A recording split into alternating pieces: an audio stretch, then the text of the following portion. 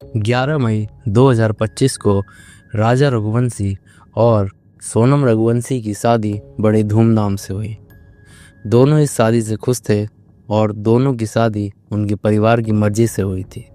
शादी के बाद 20 मई को राजा और सोनम मेघालय में हनीमून मनाने का प्लान करते हैं। मेघालय जाने के सिर्फ 3 दिन बाद यानी 23 मई 2025 को दोनों रहस्यमयी तरीके से गायब हो जाते हैं। काफ़ी ढूंढने के बाद 3 जून 2025 को राजा की डेड बॉडी एक खाई में मिलती है। पुलिस अपनी जांच के बाद ये बताती है कि ये एक एक्सीडेंट नहीं बल्कि एक मर्डर है।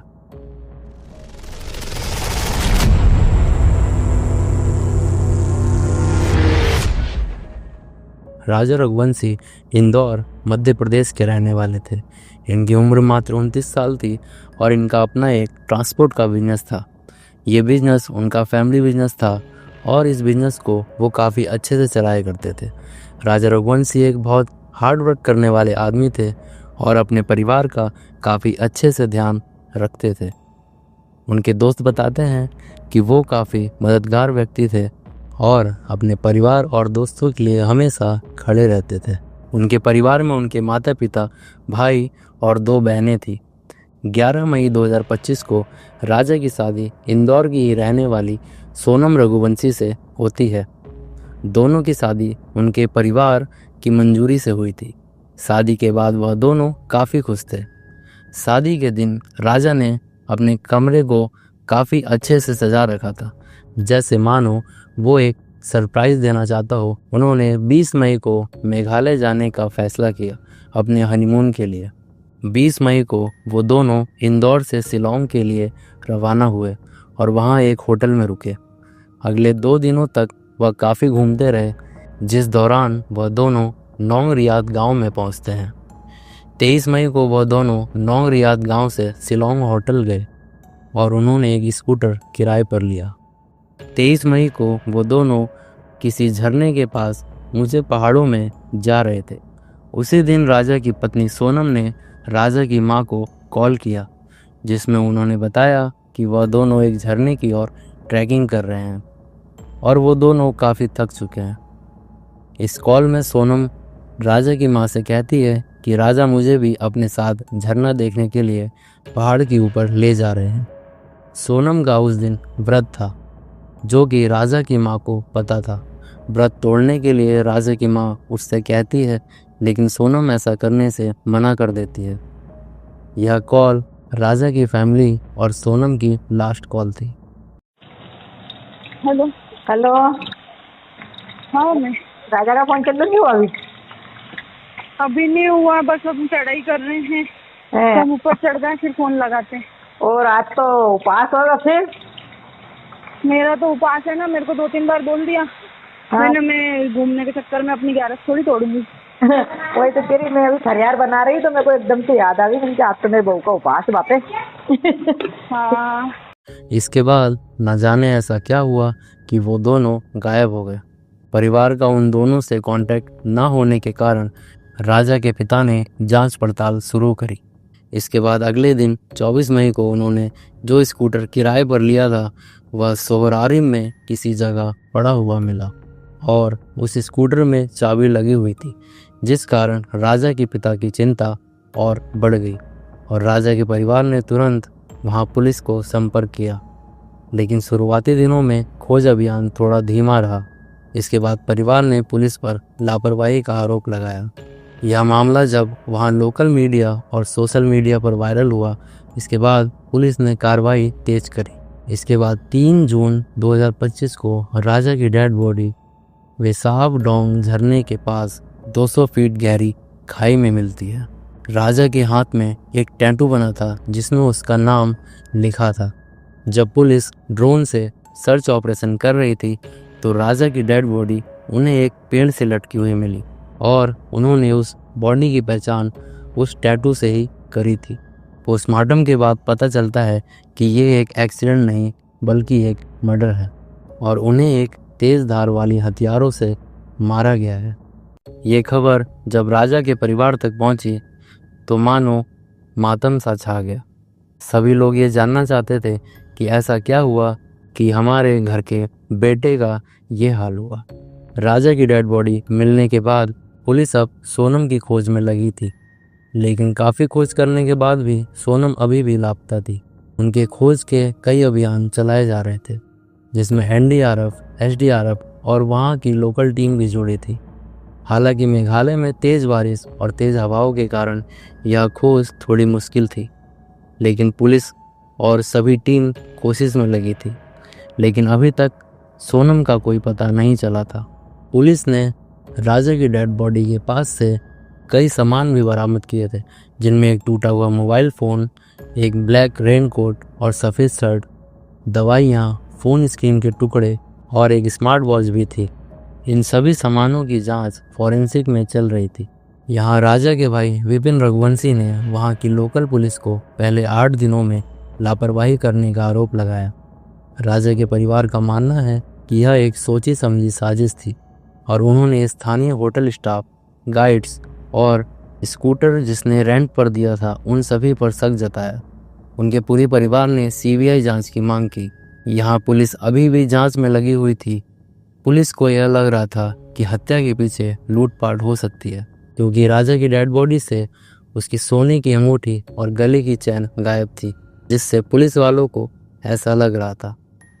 तभी पुलिस को एक अपडेट मिलती है, जिसमें एक लोकल गाइड उन्हें बताता है कि 23 मई को लगभग 10 बजे उसने राजा और सोनम को देखा था, पर उन दोनों के साथ 3 और लोग भी थे जो उनके साथ नौंग रियाद से मोला की याद तक जा रहे थे।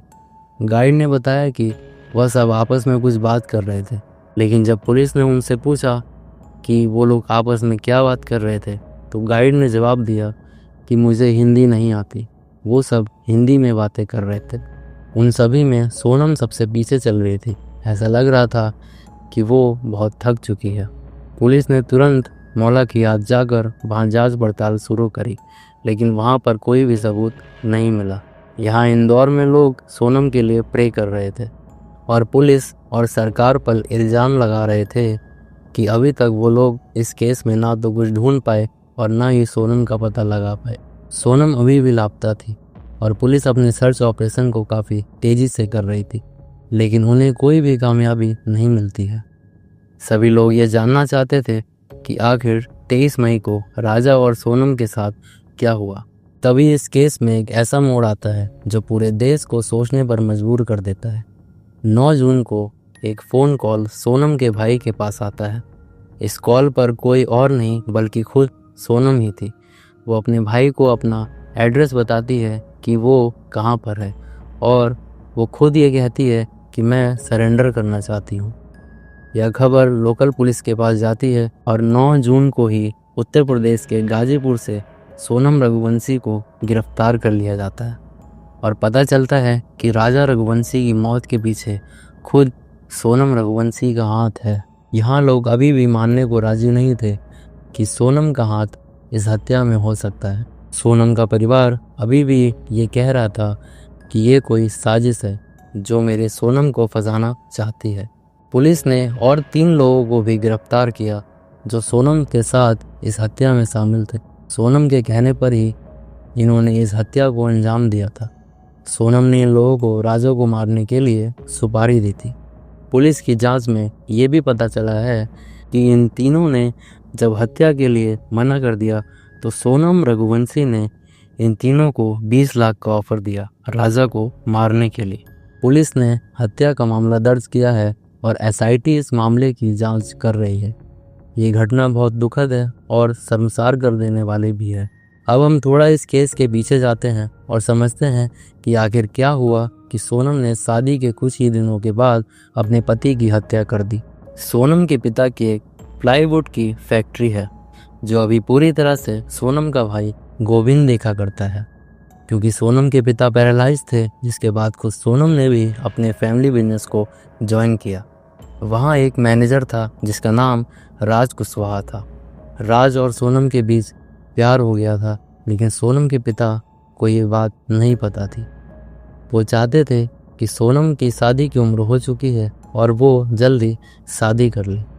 यहाँ मैं पहले आपको बता दूँ कि राजा और सोनम जहाँ रहते थे इंदौर में, वहाँ हर रामनवमी के दिन रघुवंशी परिवार के लोग अपने लड़का या लड़की जो शादी की उम्र के हो चुके हैं उनका नाम, पता और डिटेल्स एक पर्चे में भरकर उस समाज के बताए हुए जगह पर दे दिया करते थे, जिसमें अगर किसी लड़की को अपने लिए लड़का देखना है तो वो उन पर्चियों में से देखकर किसी को पसंद कर सकती है, और अगर किसी लड़के को अपने लिए लड़की देखनी है तो उन पर्चों में से वो अपने लिए लड़की देख सकता है।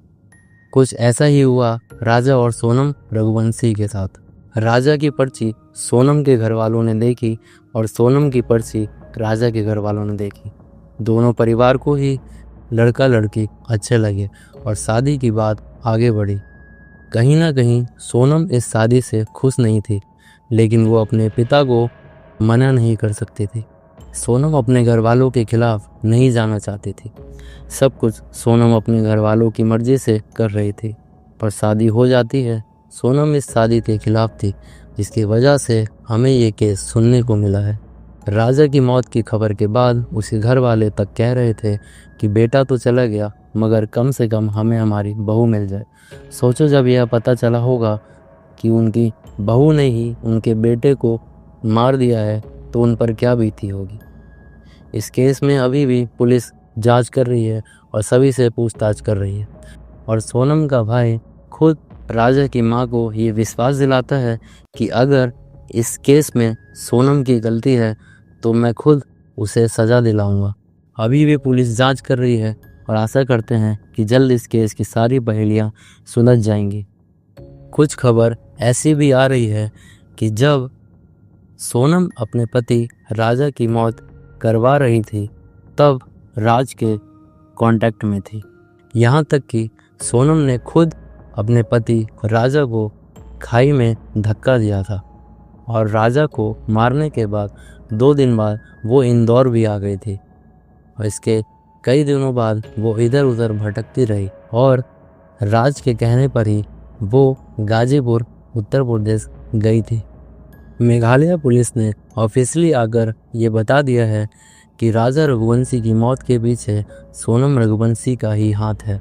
उसने ही 3 लोगों को सुपारी दी अपने पति की हत्या करने के लिए, और वो जानबूझकर अपने पति को इतने पहाड़ के ऊपर ले गई जहाँ ज़्यादा भीड़ भाड़ नहीं होती थी, और उसे पता था कि वो जगह कौन सी है। आशा करते हैं कि राजा को इंसाफ मिलेगा।